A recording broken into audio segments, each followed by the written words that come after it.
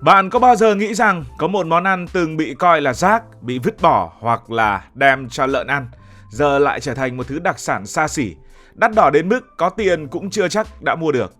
Đó chính là trứng cá tầm hay còn gọi là caviar, món ăn của giới siêu giàu, của những bữa tiệc sang chảnh mà chúng ta chỉ dám nhìn qua màn hình. Vậy điều gì đã biến những thứ tạm gọi là rác rưởi trong ngoặc kép này trở thành món ăn đắt hơn vàng? Và tại sao giờ đây, dù bạn có cả núi tiền cũng chưa chắc được nếm thử nó? Đặc biệt, liệu ở Việt Nam mình có nuôi được loài cá tầm để sản xuất món ăn xa xỉ này hay không? Ngày xưa thì cái gì cũng sẵn. Hãy cùng quay ngược lại thời gian thế kỷ 19. Thời mà cá tầm còn nhiều như là cá mòi ở các sông, hồ lớn tại Bắc Mỹ và châu Âu, tất nhiên là cả châu Á nữa. Loài cá này to, khỏe, sống cả ở nước ngọt lẫn nước mặn. Nhưng điều đáng nói là nó có một thứ rất quý giá, trứng cá tầm, thì thứ này lại bị người ta xem như rác. Ở Mỹ, trứng cá tầm được các quán bar tặng kèm miễn phí, giống như là mua bia kèm lạc ngày nay. Còn ở châu Âu, người dân thẳng tay vứt chúng lên bãi biển hoặc đem cho lợn ăn vì chẳng ai nghĩ nó có giá trị. Nghe thì thật là không thể tin nổi. Một thứ giờ đây đắt hơn vàng từng bị xem là đồ bỏ đi, bị lợn chê cũng không thèm ăn. Vậy tại sao người ta lại coi thường trứng cá tầm đến vậy? Thời đó cá tầm quá nhiều, gần như là hàng chợ. Trứng cá tầm thì chưa được chế biến cầu kỳ, ăn vào chỉ thấy tanh và chẳng có gì ngon. Hơn nữa, xã hội thế kỷ 19 chưa có khái niệm về ẩm thực xa xỉ. Người ta chỉ nghĩ đơn giản, trứng cá cho lợn ăn là hợp lý nhất. Nhưng mọi chuyện bắt đầu thay đổi vào thế kỷ 20, khi trứng cá tầm được nâng tầm trở thành một món ăn thượng lưu. Điều gì làm nên sự lột xác ngoạn mục này? Để hiểu tại sao trứng cá tầm từ thứ bị vứt cho lợn lại trở thành món ăn đắt đỏ, chúng ta cần nhìn vào 3 yếu tố: sự khan hiếm của cá tầm, nghệ thuật chế biến và tâm lý của giới thượng lưu. Đầu tiên, hãy nói về sự khan hiếm. Cá tầm không phải là một loài cá bình thường. Chúng có tới 27 giống khác nhau, sống ở những vùng nước từ Bắc Mỹ, châu Âu cho đến châu Á. Cá tầm có thân dài, đầu dẹt, mõm nhô ra và miệng ở phía dưới.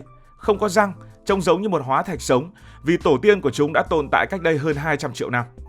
Nó đặc biệt phổ biến ở các con sông lớn như sông Volga, sông Danube hoặc biển Caspi.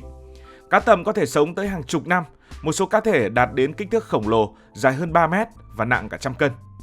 Nhưng cái khó là cá tầm cần thời gian rất lâu để trưởng thành, từ 8 cho đến 20 năm mới bắt đầu đẻ trứng. Một con cá tầm có thể đẻ hàng nghìn quả trứng trong một lần, nhưng xác suất để một con cá sống sót đến tuổi trưởng thành thì nhỏ xíu, chỉ khoảng 1 trên 1.000. Chưa hết, từ thế kỷ 20, con người bắt đầu khai thác cá tầm một cách quá mức. Thịt cá rất ngon, trứng cá thì cũng bắt đầu được chú ý, thế là ngư dân mới thi nhau đánh bắt. Đồng thời môi trường sống của cá tầm bị tàn phá nặng nề, sông hồ ô nhiễm, những con đập lại mọc lên, khiến cá tầm không còn nơi để đẻ trứng. Và kết quả là gì? Quần thể cá tầm đã giảm mạnh, đến mức vào năm 2010, Liên minh Bảo tồn Thiên nhiên Quốc tế đã phải đưa 18 loài cá tầm vào danh sách đỏ, nhóm loài có nguy cơ tuyệt chủng cao nhất trên thế giới. Khi cá tầm trở nên khan hiếm, trứng cá tầm tự nhiên cũng trở thành một món hàng hiếm, mà đã hiếm thì giá phải cao. Giá trứng cá tầm cứ thế leo thang, từ vài đô một cân lên đến hẳn 35.000 đô một cân, tức là khoảng hơn 900 triệu đồng ở một số thời điểm.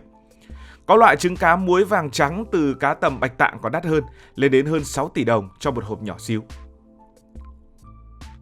Yếu tố thứ hai thúc đẩy giá của trứng cá tầm đó là người ta đã biết cách chế biến. Thời xưa, trứng cá tầm chỉ có thể được ăn tươi nên vị tanh và không ngon.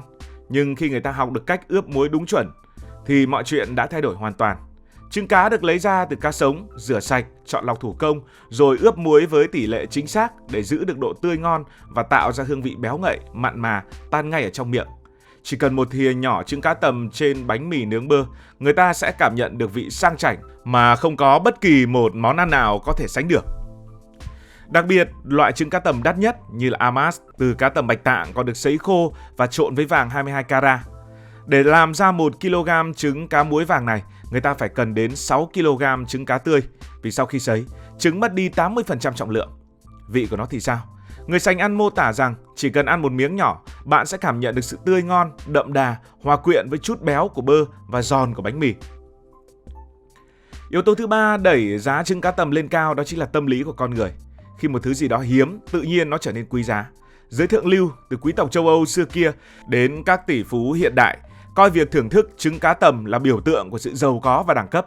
Họ sẵn sàng chi hàng chục nghìn đô chỉ để có một hộp trứng cá tầm nhỏ xíu, không chỉ vì nó ngon mà còn vì nó thể hiện họ là ai.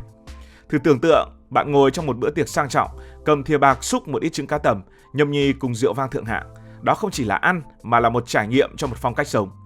Chính tâm lý này đã đẩy giá trị của trứng cá tầm lên một tầm cao mới, biến nó từ thứ bị vứt cho lợn trở thành món ăn của giới siêu giàu. Thế nên dù bạn có cả núi tiền, việc sở hữu một hộp trứng cá tầm nhỏ xịn cũng không hề đơn giản. Trước hết là sản lượng cá tầm cực kỳ hạn chế.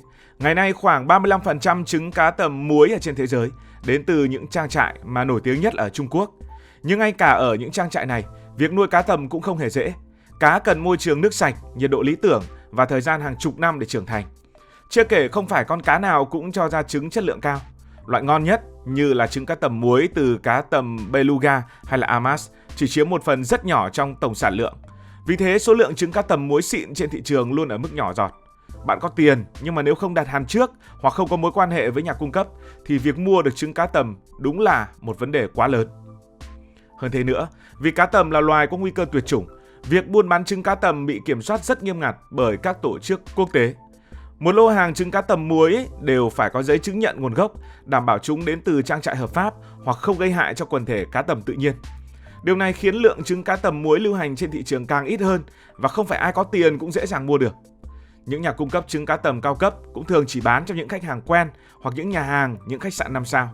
Và nếu bạn không có mối hoặc không đặt hàng trước cả tháng trời thì việc mua được một hộp trứng cá tầm xịn đúng nghĩa là chuyện không hề đơn giản. Vậy thì Việt Nam có nuôi được cá tầm hay không? Câu trả lời là có. Với điều kiện khí hậu và địa lý đa dạng, Việt Nam có nhiều khu vực phù hợp để nuôi cá tầm, đặc biệt là ở các tỉnh miền núi phía Bắc. Những nơi này có khí hậu mát mẻ, nước sạch từ các con sông suối tự nhiên, rất lý tưởng cho cá tầm, loài vốn ưa nước lạnh và môi trường trong lành. Từ những năm 2000, Việt Nam đã bắt đầu nhập khẩu cá tầm từ Nga và các nước châu Âu để nuôi thử nghiệm. Đến nay, ngành nuôi cá tầm ở Việt Nam đã phát triển khá mạnh, chủ yếu tập trung vào sản xuất thịt cá tầm, vì thịt của loài này cũng rất được ưa chuộng. Một số trang trại ở Sapa hay Đà Lạt đã nuôi cá tầm thành công. Vậy còn trứng thì sao? Cái mặt hàng đắt đỏ và xa xỉ thì sao? Hiện tại Việt Nam cũng bắt đầu sản xuất trứng cá tầm muối nhưng quy mô còn nhỏ. Công nghệ chế biến của Việt Nam chưa thực sự phát triển, từ việc lấy trứng, ướp muối đến đóng gói đều cần kỹ thuật cao và hiện nay chủ yếu vẫn học hỏi từ Nga hoặc châu Âu. Trong tương lai, trứng cá tầm sẽ đi về đâu? Liệu nó sẽ tiếp tục là món ăn của giới siêu giàu hay sẽ trở nên phổ biến hơn? Nếu bạn có cơ hội nếm thử trứng cá tầm, bạn sẽ làm gì? Một thìa nhỏ xíu, giá có thể bằng cả tháng lương nhưng đổi lại là trải nghiệm ẩm thực đỉnh cao mà không phải ai cũng có. Với mình, trứng cá tầm muối không chỉ là một món ăn mà còn là câu chuyện về sự thay đổi, về giá trị của thiên nhiên và về cách con người biến những thứ tầm thường trở thành huyền thoại. Và tất nhiên, với điều kiện bình thường của chúng ta, việc ăn trứng cá tầm muối là điều không hề đơn giản. Và có lẽ với giá thành đấy, chúng ta sẽ lựa chọn những thức ăn khác hoặc lựa chọn những trải nghiệm khác. Cảm ơn vì đã quan tâm theo dõi câu chuyện này. Nếu cảm thấy thú vị, bạn có thể nhấn nút đăng ký kênh, bật chuông thông báo và chia sẻ. Còn bây giờ thì xin được nói lời chào tạm biệt.